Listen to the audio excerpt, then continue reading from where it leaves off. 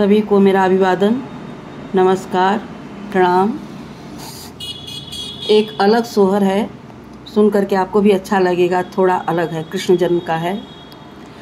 कहवा में कृष्ण के जन्म भइले, कहवा बधैया बाजे, कहवा बधैया बाजे हो। अरे हो कहवा में देव सब आनंद भइले, महल उठे सोहर हो। अरे हो कहवा में देव सब आनंद भइले, महल उठे सोहर हो। मथुरा में कृष्ण के जन्म भइले, गोकुला बधैया बाजे, गोकुला बधैया बाजे हो।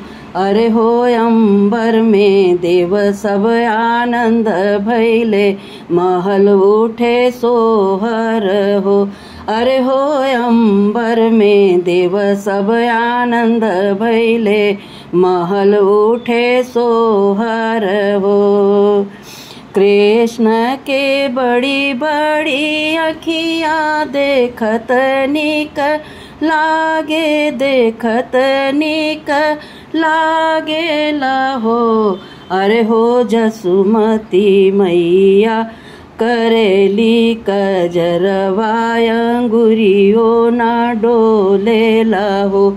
अरे जशोमती मैया करेली कजरवा, अंगुरियो ना डोले लाहो।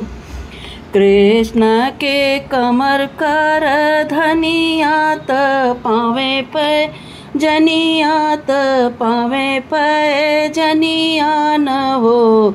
अरे ठुमको ठुमक चले कान्हा, देखत निक लागे लाहो।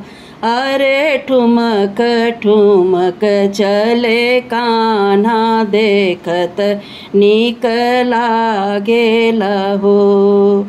नंद जी लुटावे धेनु गैया, त महल बधैया बाजे, महल बधैया बाजे हो।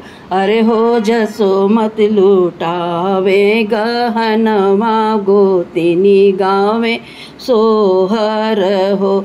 अरे हो जसोमत लुटावे गहनवा, गोतिनी गावे सोहर हो।